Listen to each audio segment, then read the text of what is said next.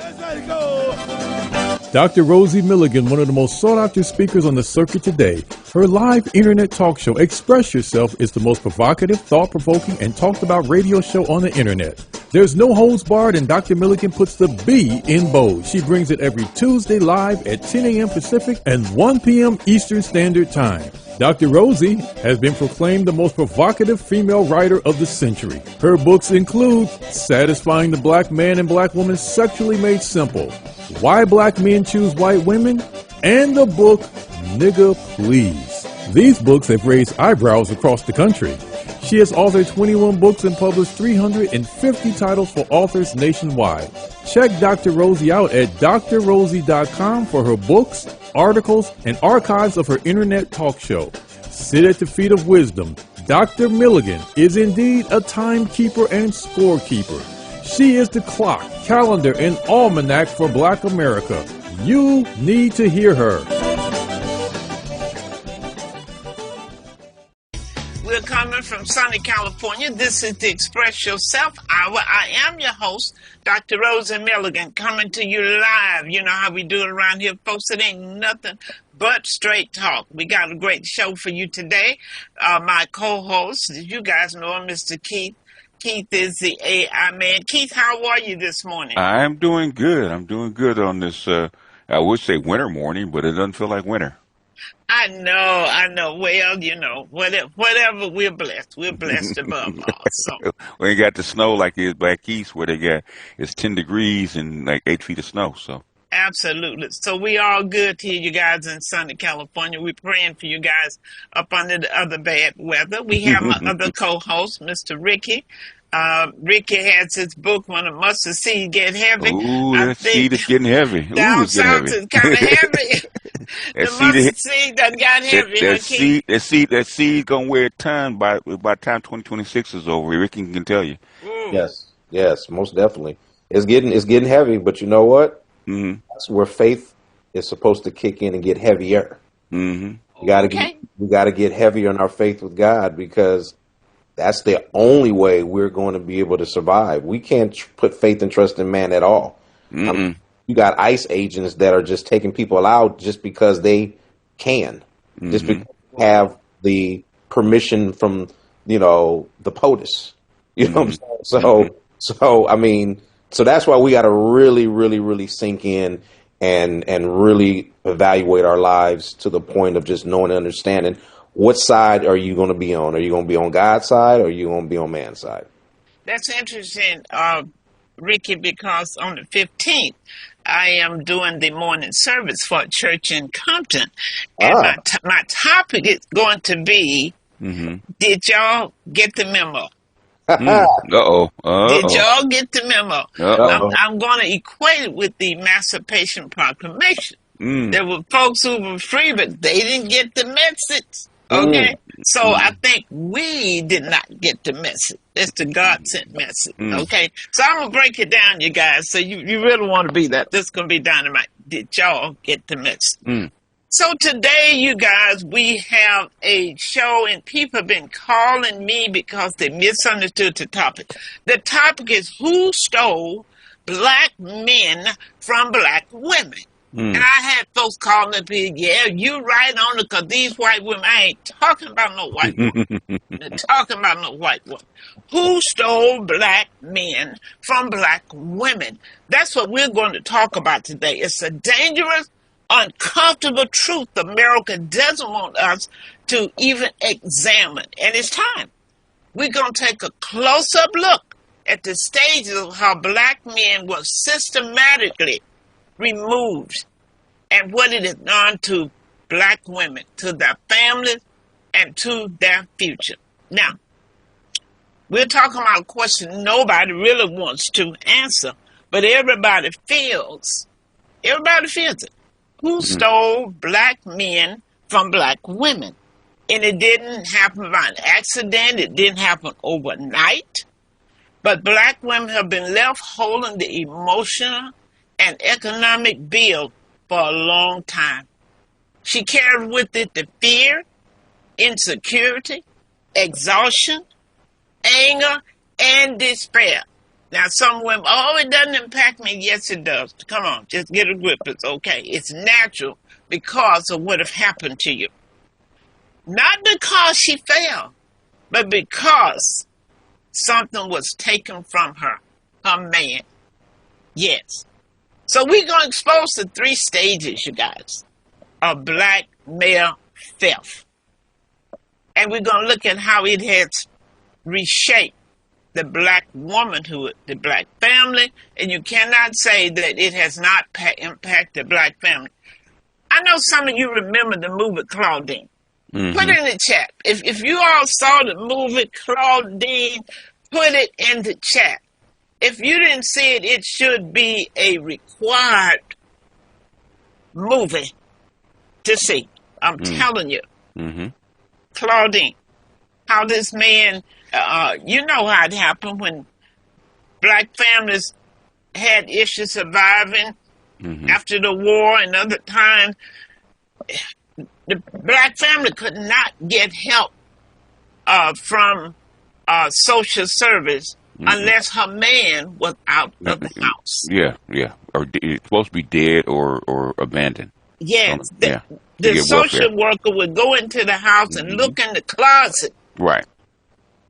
These young people need to see that. Sometimes, Keitha, I believe what's missing in our generation is that our young people have not been shown or told the story. It would make a difference. Now they would go look in the closet to see if a man's clothes, if he left a shirt hanging or something. Right. In order for her to get help. So black men, you know, hey, we don't have food, we're not doing well. My family, I love my family, I love my children, so they're better off without me being here. Folks, what a tragedy. Most people never know that these are some of the things that happen, and then the young girls and the young boys was reared without a father, so the young lady doesn't know what a real man is, what a fatherhood looks like. So when she's looking for her man, she doesn't have anything to compare because she never been in contact. She never have seen what a family intact should look like. And you think that's not impacting us today? You know, that's why you hear a lot of women talk about, I'm the backbone. I tell women, you ain't the backbone or nothing. Stop using that word. Why do you want to be the backbone? Oh, I'm independent. Independent of what? If that man tell you to go home, fire you on that job, where will your independence lie? Stop all that. Don't say another time about you're the backbone of the family. You're not the backbone. You don't have to be strong. Strong for what? You're not picking cotton. You don't have to live. Forget about all that stuff and then examine how it came about. How it came about. And it's going to make a difference. So who stole black men from black women? System. It was by design, and we are still reaping the whirlwind. You know, when you don't know why something's happened to you, if you're having pain, you go to the doctor, you want to know where is it coming from? What is the cause? What is the origin? Am I right? That's true. So we need to find the origin, the cause of the psychological ills that we have, the way we relate to each other, the way we relate in general. Folks, there is a cause for what we're seeing that's happening to us in a time that we examine the truth. Not what someone else has written. That's why it's so important for us to write, for us to tell our stories. Like Ricky book, when the mustard seed gets heavy. Okay? For my book, Creating a New You in 6 Weeks. Just black books all over. Kwanzaa Kanjunfu, who have made his transition, but left a role model for books for us to read. Folks, we got to get off of Facebook and put our face in a book. Amen, somebody. Yeah, that's what we got to do, because this kind of knowledge is going to set us free. Then you're not blaming each other. You're not blaming the black man, the black woman, black kid, black... No. Because you know the truth. You know the origin to this cancer. So now it's time that you go get your radiation treatment, because you know the origin. Somebody want to know where can they find Rick's book. I knew they want to know about that mustard seed getting heavy. All right, Rick can put it in the chat. They want to know how to get that book. I sure will. Wow, put it in. So we're going to look at the first thing. We're going to look at the first stage, and then I'm going to have you guys to chime in. See if you all know your history. The first stage, I would say, is physical removal. That's the first thing you do. Physical removal. And we know how that happened. We talk about back in the days how the black man could not be in the house, but the other families, they could get help with that man in the house, but black folks could not, okay? So it started even started when I'm going back to even slavery. You wasn't brought here to have a family, get married, and be happy ever after. No, you were brought here to pick cotton. You were brought here to take care of the other people. You were brought here to make them rich, to do for them. Even when a man showed that he was in love with a black woman, or they saw them, kind of hugging up or getting too close, they would ship that man to another plantation. I didn't bring you here for that. We brought you here to work, and then we brought you here to produce children. Yes. I don't want you trying to get stuck to one woman. We need a whole bunch of children. Yes. So you have children here and there. And that's what happened. Anybody born in the South can remember that. Can remember that daddy had 5 kids over here and 2 over here. And really, the good thing about it, they all got along. Wasn't nobody fighting. They all got along. But it was okay. Okay? So that started it. So you're talking about the woman being left alone.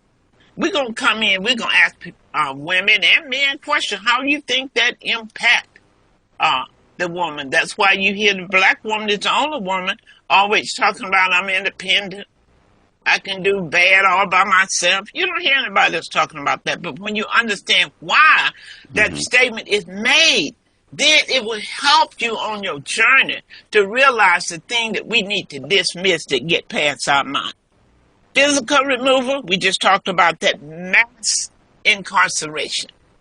Do you realize that was still in our men? When they brought the crack into Los Angeles, put all these men in jail for a little infraction of nothing, that was stealing our men. There was injustice. So now you're leaving a woman alone. Now you're trying to figure it out. Now you're trying to make the black woman, well, they got all these babies and they not married. Duh. Can you do you understand why? Do you understand the origin? Do you understand when you strip people of the dignity of their ability to rise from an economic standpoint? Real men don't feel good being married and can't support their family. So they'll rather be single. They'll rather date. And some of them some of them love their woman so much, they'll shack up but not get married because they know there's a whole different line of responsibility and expectation that goes into marriage versus if I'm just living with you. Police brutality, premature death. Somebody said, well, what does that have to do with stealing our black men? Well, premature death leaves that woman, what? Unprotected without her man. Because in this country, folks, believe it or not, it is so much inequity when it comes to black folks' health. I'm telling you, many of them have poor health or no access to medical care at all. So that means you're out of here prematurely, way before your time. Anything that's removing the man, your black man, from your family, you want to look at that. Economic displacement. War on drugs. Wow. Woo, we can't even talk about that one enough. Yeah. War on drugs. Folks, drugs, alcohol, anything that a person can take that can take them out of the realm of reality. Wow. I used to say to people when they talk about there were too many liquor stores in the community, I say we remove the ills that cause people to want to escape, the liquor stores would not be a problem. You got to remove that. That's number one. We talked about the stage of physical removal. So this time I'm going to pause and see if my co-hosts have a comment or someone in our circle here. If you have a comment, you can open your mic. Someone says something, Dr. Andre, what are you saying? Open your mic. Mute, Dr. Andre. Good morning, everyone. Good morning, doctor. I'm really just taking notes and taking it all in, but I definitely agree with the key points that you gave about physical removal. And also, I would think that a part of the mental and emotional aspect of a person would also cause them to be physically removed. Just mentally, the mental strain of some of the points that you made about having to support a family. People can remove themselves mentally and emotionally as well. Absolutely. And all of that, when you look at it, Dr. Andre, people remove themselves because of the unrealistic expectation that's placed on black men in this country. You're supposed to bring in the bacon. You're supposed to do this. There's so much stress and strain on black America for them to be saying they're doing good. They're doing good. If we recognize that, we begin to have a better understanding. We have more sympathy. We have more empathy, and we have more reason to reach out and to help versus just push down. Because this country is built on punishment. You want to punish people for everything, but not put in a position to restore. Remember, it used to be when you went into prison, then they had like a restoration, how they would teach you something, do something. But now it's just a holding place. It's an economic piece for you, not only for you to come out, they're building in step stairs for you to be able to go right back because it's a money machine right now. Okay, did either one of you want to make a comment before I go to two? Elaine Jackson said, men leaving to build a life with non-black women is a concern. Okay, let's talk about that, Elaine. What are you saying? What are you saying? Hi, everyone. I guess what I'm saying is that many times men, black men who are doing financially well, believe that if they have a white woman on their arm, they're somewhat left alone. Either that or they're totally hated because, you're with a white woman.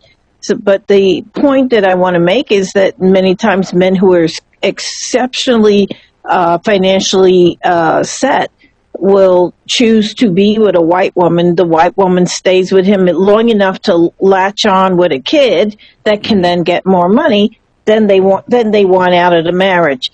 And many times those kids are, the hair is chopped off, the hair is permed. They live a life where their race is not really acknowledged fully. And so everyone suffers except the white woman at that point. Well, it used to be that it was white women, but and in the upper class with the educated men. Okay, it used to be that way since they started gentrifying the neighborhoods. It's not that way anymore. In fact, a lot of your working class and even lower class men are getting Latinas now. You see that in California all the time. So it's not. It used to be a class thing, but it's not a class thing anymore. It's they purposely gentrified the neighborhood and started mixing the schools. And I always say, what is the biggest thing to dating and mating is proximity. So they're putting you in proximity with others. It's interesting, Keith.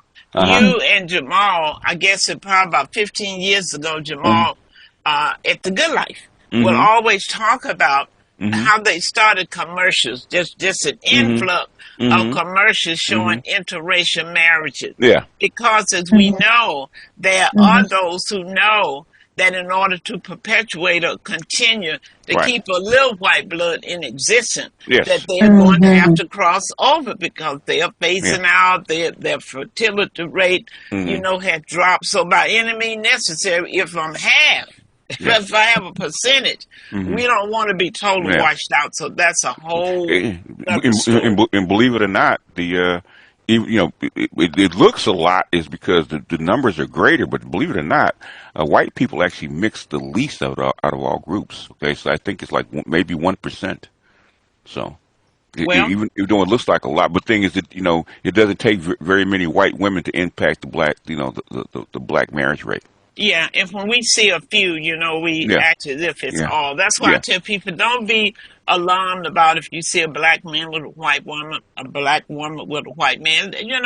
That's not our issue. Who Yeah. they marry. Our issue is greater than the few people who decide that they love someone out of their race. We can no longer focus on the little things. We gotta focus on the real issue. Is how we relate to our Yeah. family.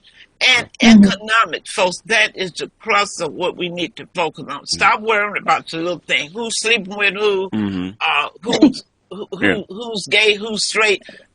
Black folks don't have time to talk about none of those issues. Absolutely zero time. And admixture is normal in black women. If you don't want your black son to marry other women, don't send them to the school where they're at. Okay, because that's where they meet them.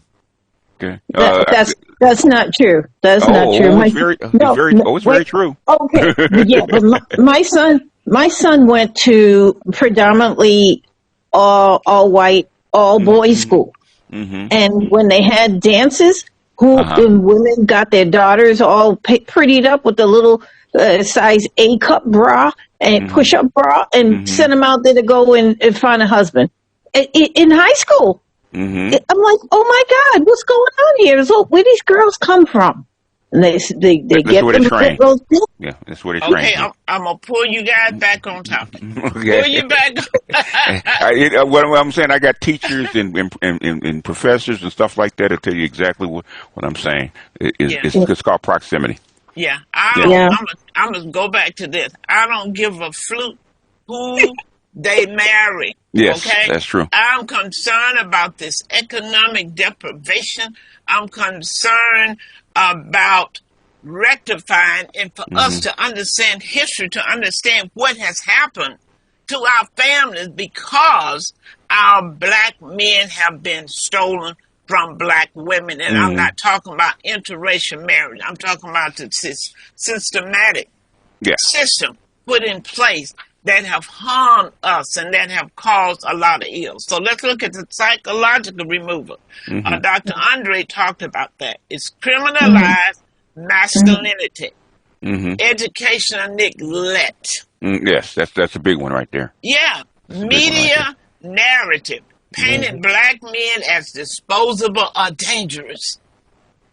That's psychologically removing them. How does that remove them? Because the media point the thing about they're dangerous, they lazy, they don't want to work, they criminal, and then you're looking at black men out of the eyes of the media.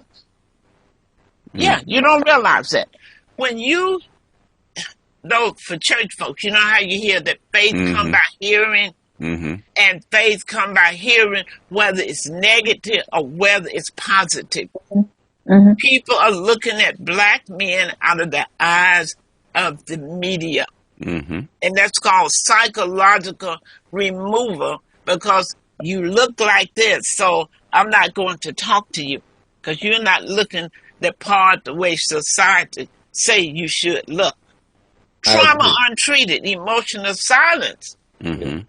Remove men from the home. So, Keith, Ricky, let's talk about that. I need to chime in on this because, I don't want to offend anybody, but I'm not trying to miss nobody either.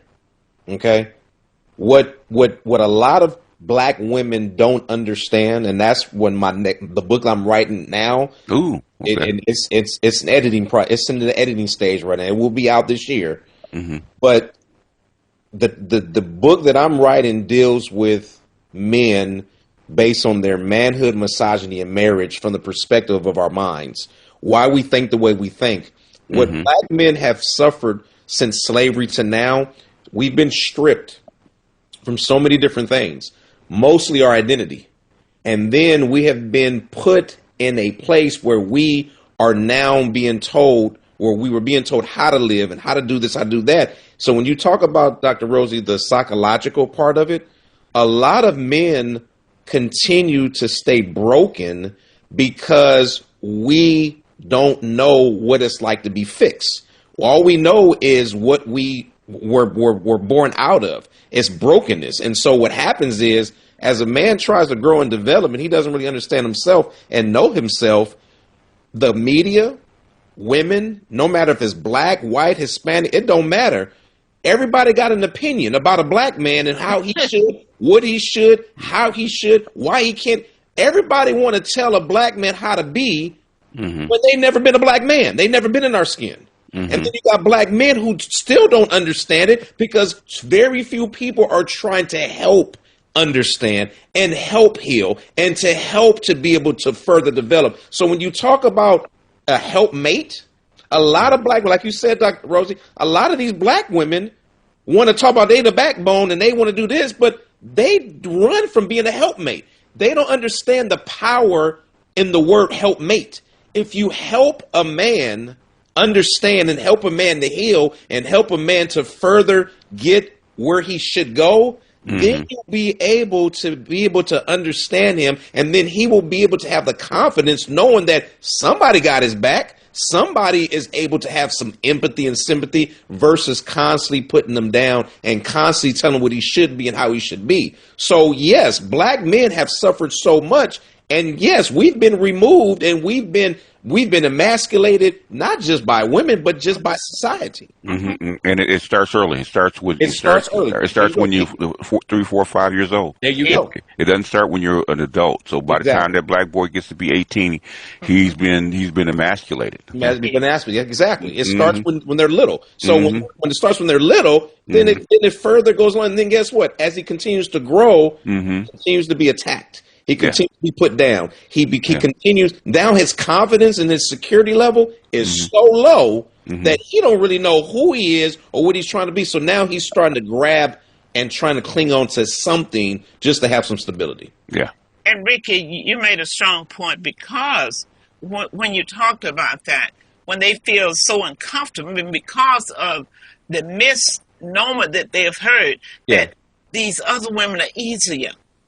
In other words, they'll put up with me. They will accept me the way I am. Yes. You guys don't realize how this psychological removal, which is systematically put in place. So when we understand where the cancer is coming from, then we'll understand where we need to radiate. Does that make sense? That's why it's important to have these type of conversations, because they are trying to run to the least resistance, because they have heard that white women or other women are easier to get along with. They don't hold you as much accountable. They just have heard that she's easier. And when you hear something long enough, sometimes you believe it when it isn't true. You just believe it because that's what you expect. You expect to be able to get along with this person. So then you do. So all of these things, folks, has to do with when I say, who stole black men from black women? You understand the dynamics. All of this is what we're talking about. And what you brought in, Rick, is going to move into the third phase. We talked about slavery. We talked about physical removal, incarceration, post-slavery, all of this stuff. Then we talk about the psychological. A lot of homes, the man is there, but he's not there. Okay? He's there, but he's not. He's emotionally absent. His silence is there, and that impacts the family and the future. Okay? Men physically present, but emotionally absent. So women feeling unprotected, even when someone is in the house, because of what have happened to our men. So we need to think about that. You got men who feel like they know that something is going wrong in their family, with their wife, with their children, and I've heard them say, Ricky, I just didn't say anything because I don't want to be put in the doghouse. And But you know he what? said, yeah, I don't want to be put in the doghouse. I work hard all day. I've had a heartbreak. I want intimacy. I want to make love. I want to have sex. So if I speak up, I'm going to be in doghouse for 2 weeks. Men, listen, us black men, we tend to, first of all, we have fear. Let's just call it what it is. We have fear of having to repeat a systematic cycle over and over again. So what do? We acquiesce. We fall back and we just say, you know what? I'm not even about to. I'd rather not say anything to keep the peace than to even express myself, knowing that I'm not going to be heard, knowing that I'm not going to be understood, because I'm constantly being put down or questioned and being made to feel that I don't have no heart, that I don't have no emotions, and, that I have no feelings. Like you said, it starts early. It starts when you're a little boy. And that's where they train you. You know, you don't want to push back. Stop crying, boy. Stop crying. Boys ain't supposed to cry. It's in the corner. Yeah. Boys ain't supposed to cry. So we got tear ducts and we can't use them. Yeah. Well. Okay. Yeah, or don't speak up. You know, you're too loud. You're too rambunctious. You're too aggressive. You're too aggressive. Yeah. Yep. Yeah, and you know, it's double standard. I think what we have to understand that men have different ideas about how to rear children than women. And we need to look at that, and we don't. Because we look at, well, he's just too hard. So he's too hard, yes. Yeah, exactly. he's too hard. But he's looking at this from a male standpoint. Male's perspective. We cannot see out of the eyes of a male. Folks, if there ever was a time that Black America needs healing from within and without, it is now. And it starts at the base of understanding the information that we're talking about today. What has happened to us because we've not been allowed to live as a wholesome family. And it didn't just start. So don't think that we just jumped up and went crazy, went west. No, something happened. And we got to look at how do we fix it. We got to look at what happened. How did it impact us? And stop thinking that you're a Caucasian clone. I'm going to say that again because that's one of the problems with black folks. Many of them think they are Caucasian clones. You are not.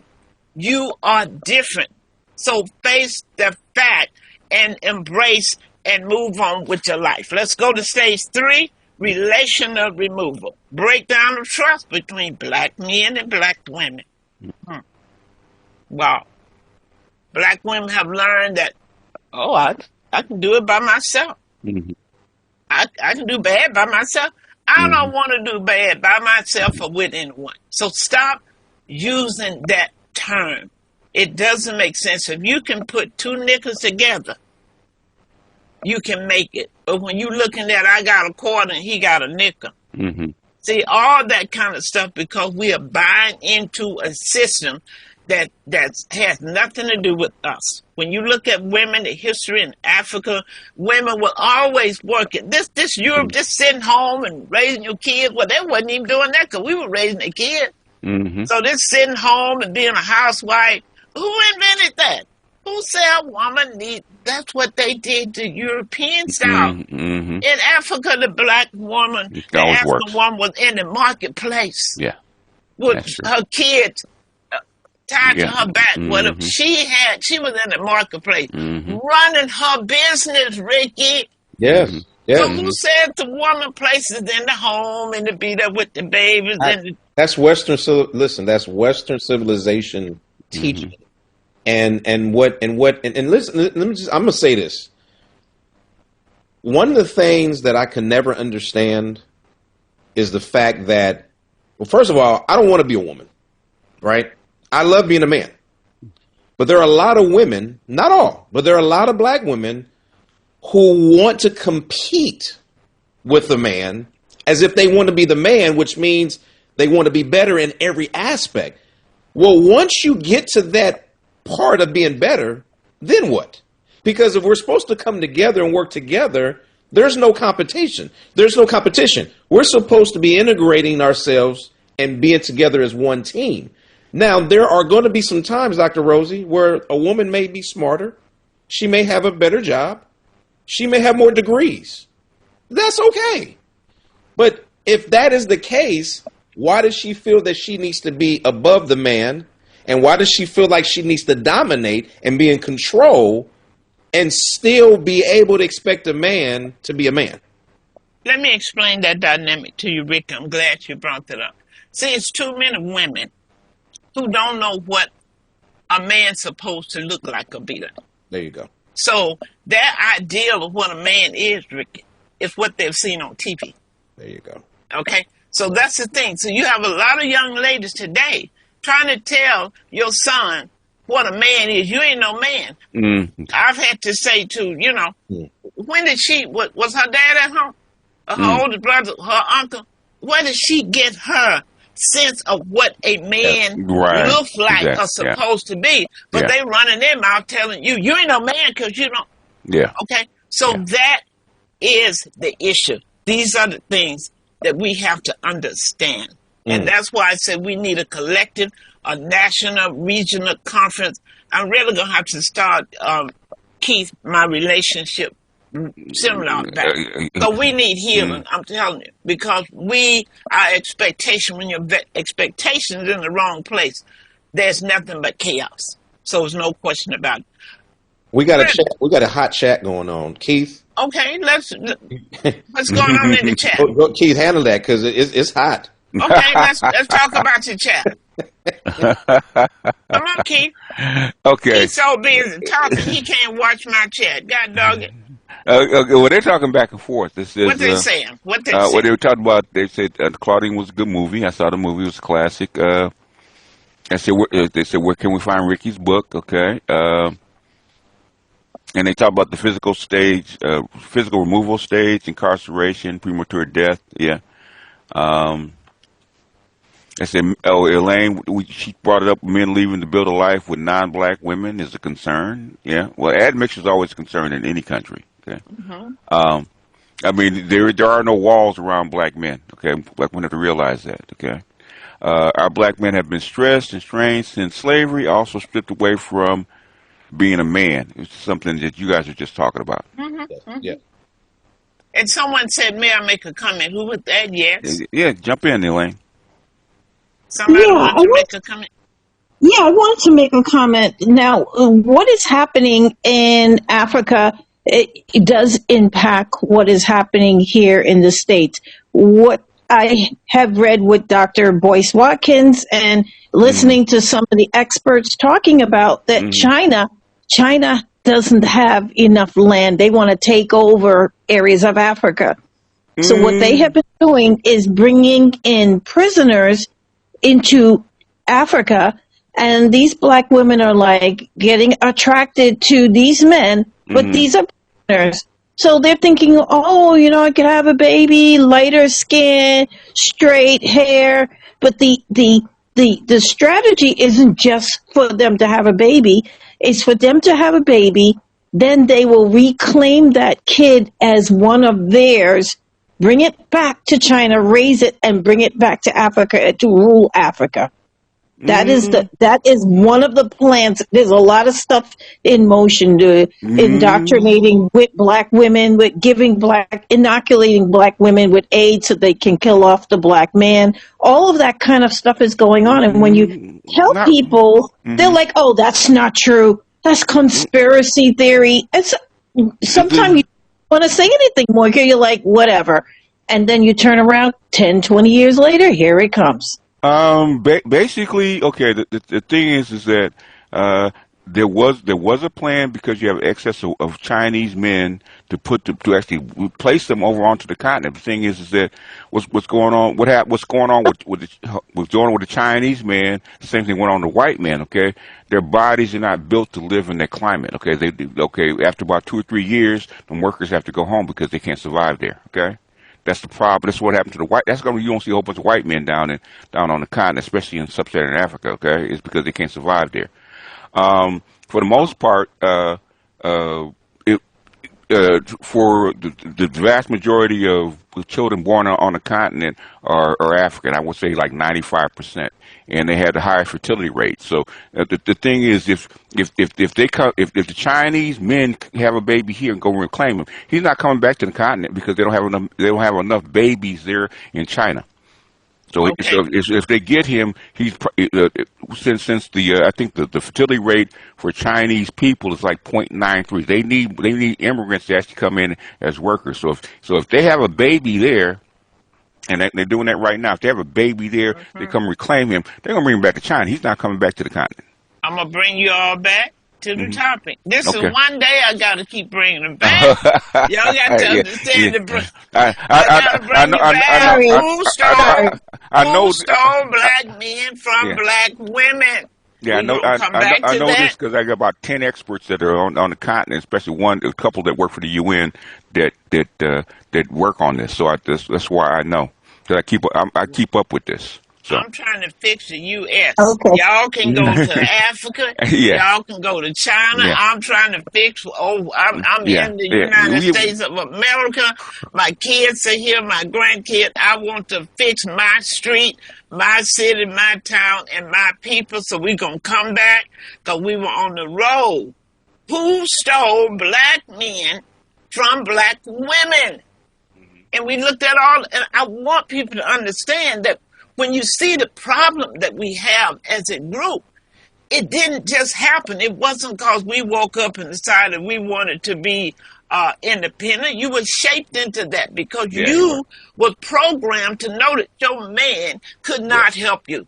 Because they would beat him down in your presence and in the presence of your children. I want you all to understand how we got in this ditch so you'll understand what ladder, what rope, what we need to pull out of it. That's what I want our people to understand. Stop blaming yourself. Well, we do this. No, you do it because your orientation, your adaptation in America put you in that mindset, and it's time to get out of it. Brenda, before I go to the next one, I got to hear a word from Brenda. Brenda always have a good point, Brenda. So come on, Brenda, what's your thought? And then we're going to talk about the relational remover. Okay, Brenda. Good morning, everybody. I have been listening. It's been very interesting. I have a question to Black men. I want to know what it is that you want, because I am totally willing to give it to you. Wow, that sounds like a book, girl. Hey, you just gave me a new title. Black man, wow. I want to give you what you want. Write that down, Barbara Smith. Man. That's going to be the title of my new book. Hey, go ahead. Answer. We got black men on the line. You want to go first, Ricky, or you want me to go first? I mean, I can go first. Go ahead. They scared to answer. Oh, no, it's really, it's very simple. It's simple. Very simple. Okay. For one, I all I want is respect. That's one. Yeah. That's one. I want respect. Mm-hmm. I want someone who wants to build with me and wants to love me regardless of who I am and who I was. I want someone to be able to treat me the way she wants to be treated. I want someone to not take her past baggage and luggage and expect for me to hold it and to go through it and to get rid of it. No. We supposed to have matching luggage. So that means you got luggage, I got luggage. Let's go through it together so we can learn from each other versus trying to go after each other. That's it. In other words, it's simple. It is simple. Treat me the way you want to be treated. Now, if you want to disrespect yourself and not love yourself, you need to stay by yourself. Yeah. Okay. Yeah. All right. Yeah. It's really simple.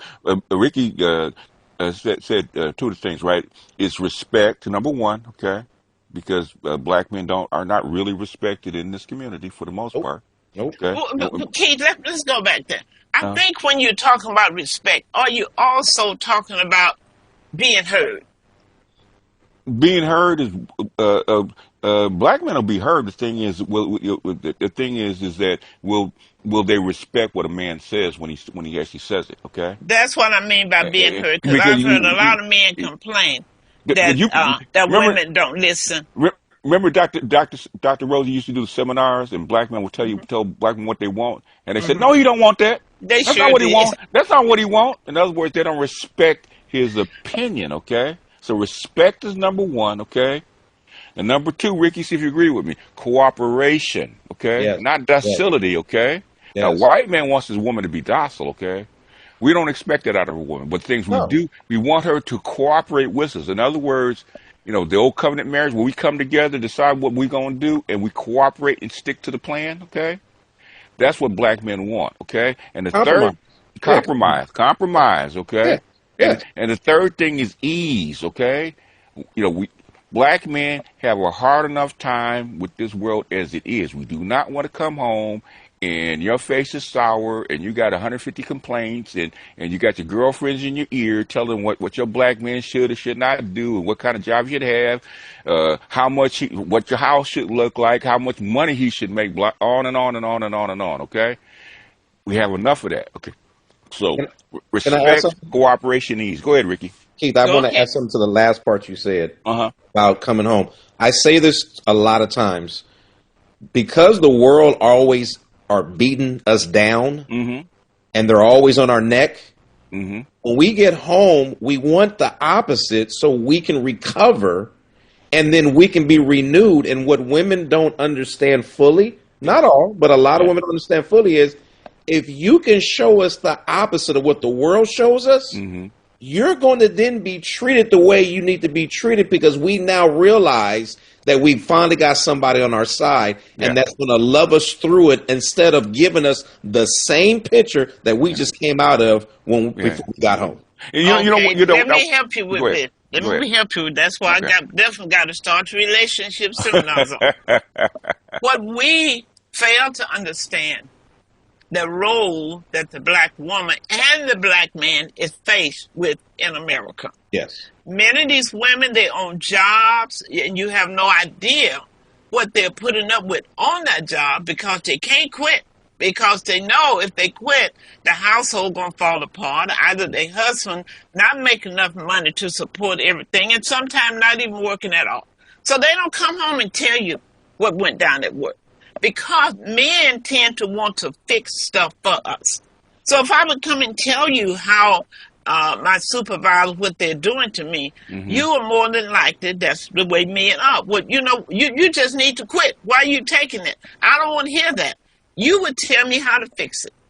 And I don't want you to tell me how to fix it, because I ain't trying to quit. I just want you to listen to me. Okay? This woman has gone to school, argued with the principal. In other words, she has her kick-ass boots on all day at work. And when she goes to the school, fighting for that kid, because she's going most of the time, not the father. She's there. So when she comes in with this thing that you guys don't like, here's what I want you all to just say to her when she walks in there. Look, baby, you at home, sugar. Take your boots off. You don't have to kick ass here. You at home. Does that make sense? It makes sense. We got to learn how to relate to each other in this world that's against us, against our kids, against our money, against everything that we stand for. We got to understand how we can soften it for each other. Yes, that's the key. Dr. Rosie, you just said it. How do we soften it for each other? Exactly. In the community, I'm looking at the chat, and I'm really loving the dialogue, ladies, that you're putting in here, because communication is definitely the key. But what women sometimes fail to realize is that men communicate differently than women do. And then sometimes us men, like you said, Dr. Rosie, if you come to us with a problem, we are automatically want to fix it. But if you just want to vent, you got to let us know so we can just listen. So we're being made to try to figure it out and read your mind versus being told, okay, babe, listen, I don't need you to say anything. I just need to vent. And then you get it out, and then I listen, and then there's sign. And now if you give me permission, okay, so baby, what are your thoughts? Now I can give you my thoughts, and then you'll be apt to listen. But a lot of times, communication lines, That's it. because we're not being told exactly what the expectation is at that moment. So now we're being left to figure it out. And if we say the wrong thing at the wrong time, it turns into an argument where it's like, wait a minute, it came to me. The thing is, when women come in, and this is, Dr. Rosie don't like when I say what women download, right? Okay, she don't like that word, okay? But the thing is, and that's exactly what you're describing, the download, right? The thing is, the key is you have to use different words, okay? Instead of what do you think, you have to say, okay, well, baby, why do you feel that way? That's why we have to learn, Keith. That's why I'm going back to you guys. So you start rounding up your crew. No, we have to get back to relationships because we are missing it. We're missing it. And we are suffering enough because the women have a lot of things going on because of we're talking about who stole black men from black women. You got women who live in fear. So I want you all to understand the dynamics of what this thing has caused our family to look like. You see what I'm saying? They're living in fear, insecure. Can you know what it is to be with a woman or man that's insecure or child? Insecurity, you guys, it's something. We grow up that way. It doesn't make for a good relationship without some therapy. And most people do not think they need therapy. And most black women grow, in my opinion, most black women grow up in fear that man's going to leave her. Well, because her daddy left her. Because her daddy left. Their daddy left her. Yeah. Okay, So the first man who's supposed to love me left me, so I'm trying to figure out how to build my walls up, okay? Because I know at some point he's going to leave me, so I can't let him penetrate my walls too deeply, okay? So I got my walls up. Yeah. I can't let him know really who I am because he may leave. But who I am is impacting our relationship because I can't be y'all getting me riled up now. See, I know you've seen it. I can't be authentic. Right. I can't be authentic here. Yeah. Because he might see me in a different light. He see me in a different light, and he'll hurt me. He'll hurt me if he knows who I really am. And that's why I put in the chat about transparency. That's so important. That's where the authenticity comes from. And it also gives a person to see and understand who you really are. And that's why we got to communicate. And we got to just be able to just take off the mask. Yeah. And it's a hard one. That's a hard one. It is hard, but necessary. Hard, but necessary. Because if you can't take it off now, it's going to come off after a while. It's going to come off. I mean, getting a black woman to put on a sword and take off her armor is a very difficult process, okay? Keith gonna make. You better be glad that we're not in the seminar. But you know what? I wish. I'm an old man. I've been through this, and I wish it wasn't true. Okay.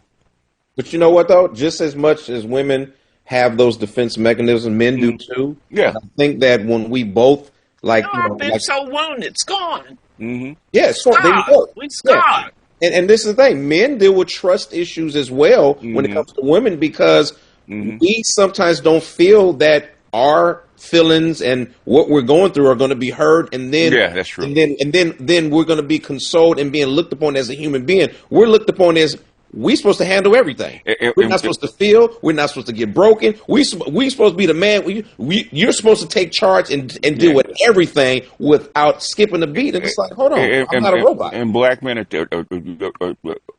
socialized by each other and sometimes by women that she's always hiding something.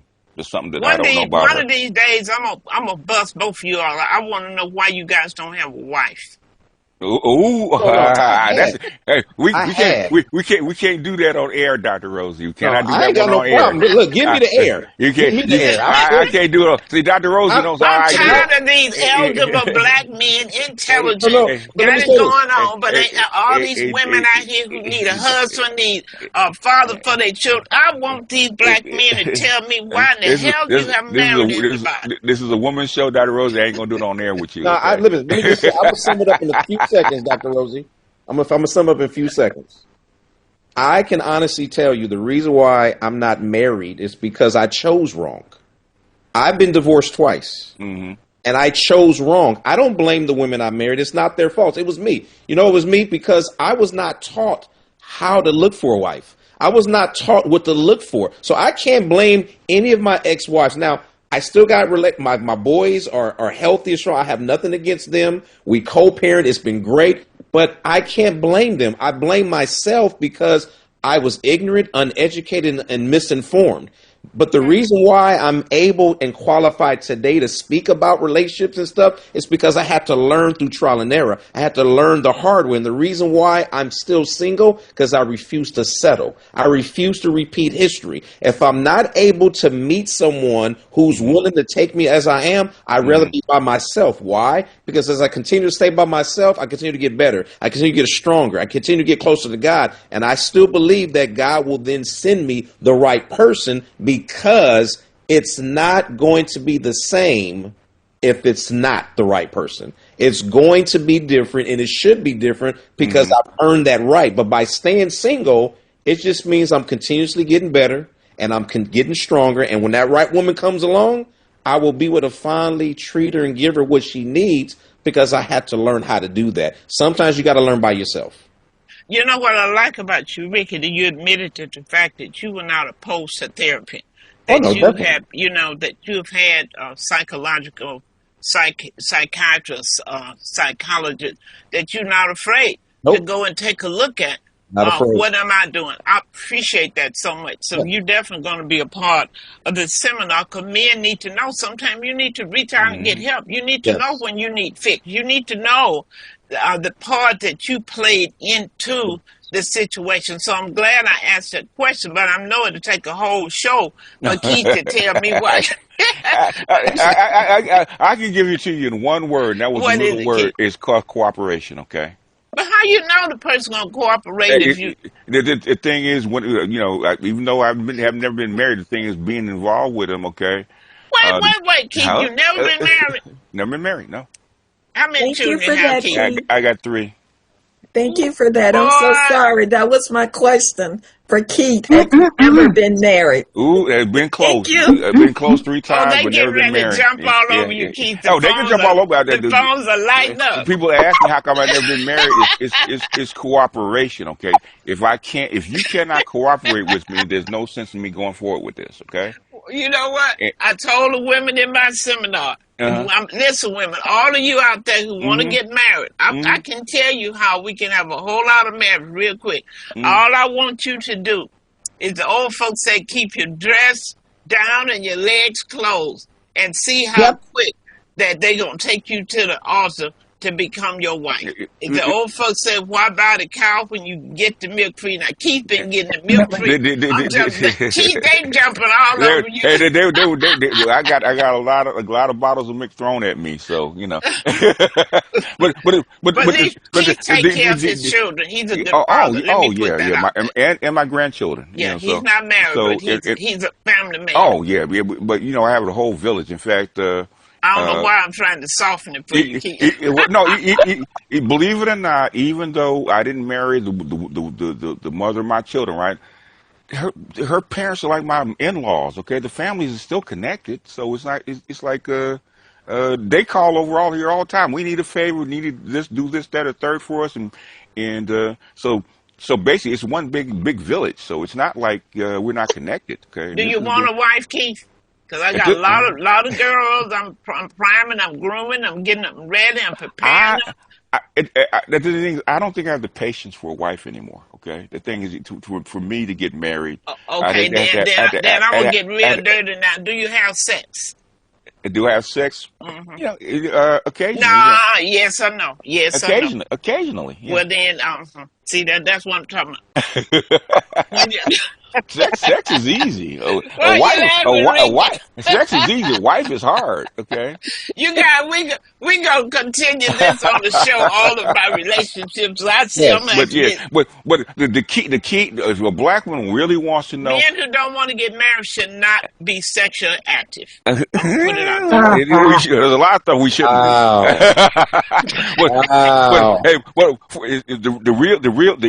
The easiest way for a black woman to get married to a man of her choice is get on his program. Okay. No. Okay. Their easiest program way. come together, not just his No, program. the easiest. You asked me what the easiest way to get married to a man is, right? Okay. Okay. And I'm telling you, okay, find a man whose program you want to get on and get on it, and get on it 10 toes down, and that man will marry you. Okay. Am I wrong, Ricky? Can I make a quick comment? No matter how much sex a woman gives a man, he will still do whatever he wants to do when he wants to do it. That is true, but we're not okay. We're not talking about sex. The thing is about cooperation, okay? Because women want to equate sex and marriage and relationship together, and they're two separate things, okay? To men, they are. Combativeness causes separation. Yes. For men, combativeness. It's we don't want to fight you. We don't want to have to argue. We don't want to have to try to explain ourselves as far as being what we're supposed to be. And a lot of times, like he said, cooperation. If you don't cooperate with us, that means you're after us. You're trying to get at us. You're trying to provoke. You're trying to pull one over on us. Exactly. That's why we go the other way. And black men, well, I'm gonna tell you, okay. Y'all need to be saved. That's the problem. You heathens. Straight up, we can tell you, black men really have trust issues with black women. They really do. Ooh, okay, Keith. I'm glad I'm not standing in front of you. What I'm saying is they do, and because we've been and women. Keith, that has to do with what we've been talking about all day. Yes, it's a trust. It's trust. Because black women figured the man been taken from them. Can I trust you? Can you trust you? Will he leave me? I put my walls up. I can't let him in. A whole bunch of stuff that goes on with that. That's why we got to break. We're coming together with these seminars to tear these walls down that's been around us. There's no perfect marriage, no perfect relationship, but we're going to look at what we can. Now, this I can compromise. I don't like this, but this I can deal with. We got to come to compromise. What we don't like, but what I am willing to deal with. It's not going to ever come 100% down the line. No. We're going to pull this relationship seminar because I see we need some help around here. Everybody agree we need some help? Put it in the chat. How many agree we need some help? Put it in the chat. Yes, and Keith, I just want to say, next time you just say, I'm not ready yet. No. Well, you know it's gonna help you. I know. I have been through it, and the thing is, and I have to, what is it? Man, woman, know thyself. I know myself. Okay, and at this point, at this stage of my life, you think you know yourself to the right woman come along. I got somebody I'm gonna hook you up with, and you're gonna change your story. Baby, I know how to. I'm gonna get you somebody. And you go. That ring on that finger was probably not going to happen, okay?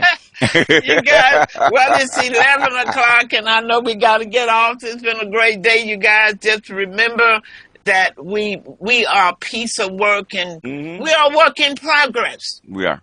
And we're going to get there, and we're going to be a part of making that happen. Thank you, Barbara, Brenda, Rhonda, everybody on the phone, Keith, Elaine, everybody that's on here. Thank you, and spread the word that we can do better, we must do better, and we will. Hey, Ricky had my back on this one, boy. Thank you, Ricky.